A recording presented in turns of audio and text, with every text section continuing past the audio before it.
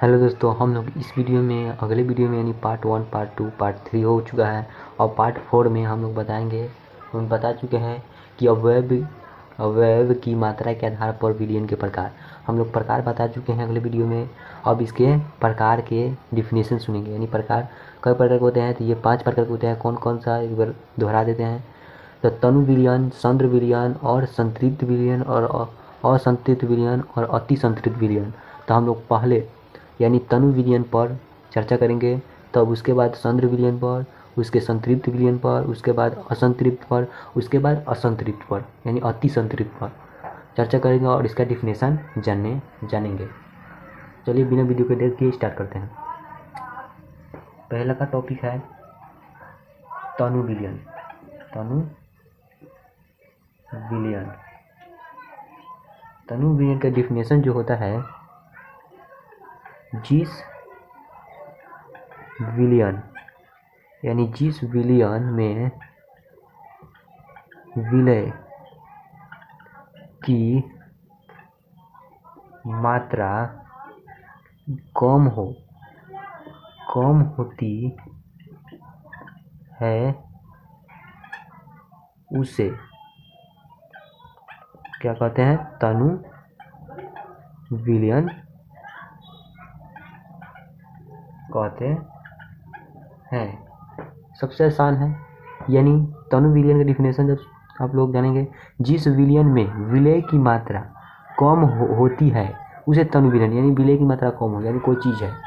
ये देखिए, माने ये लीजिए गिलास ले लीजिए, आप लोग गिलास एक है, इसमें हम लोग जल डालें और इसमें हम फिर क्या डालें?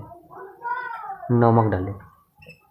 तो नमक हम लोग 2 चम्मच रखेंगे और पानी यानी जल हम 4 चम्मच रखेंगे। ये यानी इसका मात्रा अधिक है, इसका मात्रा कम है। इसका मतलब ये तनु विलयन है। ये तनु विलयन है। नमक क्या है? तनु विलयन, यानी मात्रा इसकी कम है।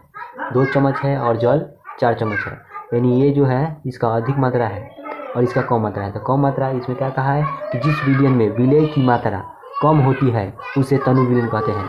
तो तनु विलयन किसे कहेंगे? हम नमक कहेंगे, यानी नमक की संख्या कम है, यानी 2 चम्मच है या 4 चम्मच है। अब इसका उदाहरण समझ गए। अब हम लोग इस पर बात करने वाले हैं सांद्र विलयन पर।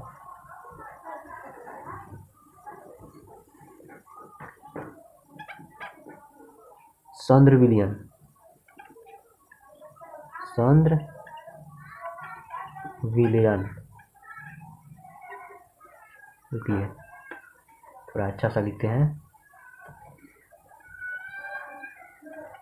सांद्र विलयन, इसका डिफिनेशन कुछ इस प्रकार है। ऐसा विलयन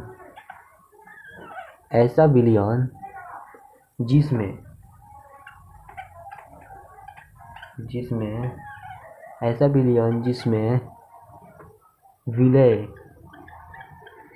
विलय की मात्रा क्या हो? अपेक्षाकृत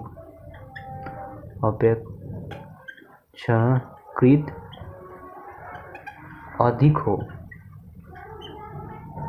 हो उसे सांद्र विलयन कहते हैं। यह कहलाता है। इसका कहने का अर्थ है कि सांद्र विलयन माने यानी सांद्र विलयन किसे कहते हैं? तो ऐसा विलयन जिसमें विलय की मात्रा अपेक्षाकृत अधिक हो उसे सांद्र विलयन कहते हैं। यानी इसका उदाहरण ले लेते हैं, वही उदाहरण ले लेते हैं पानी और नमक का। इसमें जल डालें और इसमें नमक, देखिए नमक नहीं, अब चीनी लेते हैं, इसमें चीनी डालें। अब चीनी हम लोग यानी जल 4 चम्मच डालें और हम चीनी 10 चम्मच डालें, तो इसका मात्रा किसका अधिक होगा? तो चीनी का मात्रा अधिक। यानी जब हम लोग जल में घोलेंगे 4 चम्मच चीनी, तो ये ढेर गाढ़ा हो जाएगा। तो ये क्या हुआ? सांद्र विलयन, इसकी मात्रा अधिक है, चीनी की मात्रा। इसको कहेंगे हम सांद्र विलयन। सांद्र विलयन इसको कहेंगे, और इसको हम लोग इसका कम मात्रा है, इसको तनु विलयन। पहले तनु विलयन इसे कहेंगे, तनु विलयन, यानी जल है तनु विलयन और चीनी है जो सांद्र विलयन, यानी अधिक मात्रा है। चीनी की मात्रा 10 चम्मच है और जल की मात्रा 4 चम्मच है, यानी चीनी की मात्रा अधिक है। तो इसमें क्या कहा है कि ऐसा विलयन जिसमें विलय की मात्रा अपेक्षाकृत अधिक हो उसे सांद्र विलयन कहते हैं। अधिक है चीनी। चलिए अब हम लोग दूसरा टॉपिक को बात करते हैं। ये दूसरा था और पहला हो गया।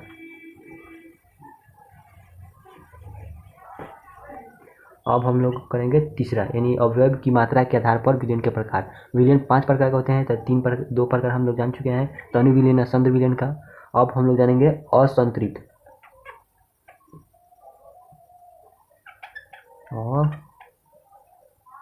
और क्या है, संतृप्त हो गया या असंतृप्त अभी नहीं, संतृप्त होगा, संतृप्त विलयन, यानी संतृप्त हो गया, संतृप्त विलयन, वह था सांद्र विलयन, यह है संतृप्त विलयन। इसका डिफिनेशन जान लेते हैं। संतृप्त विलयन किसे कहते हैं? तो संतृप्त विलयन का डिफिनेशन होता है निश्चित ताप पर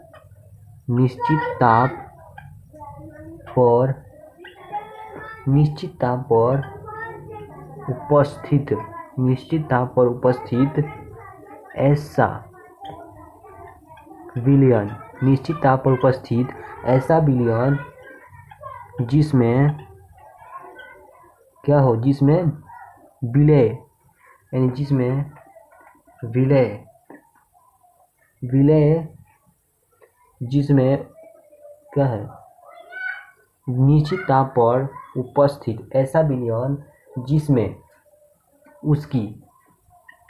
उसी ताप पर और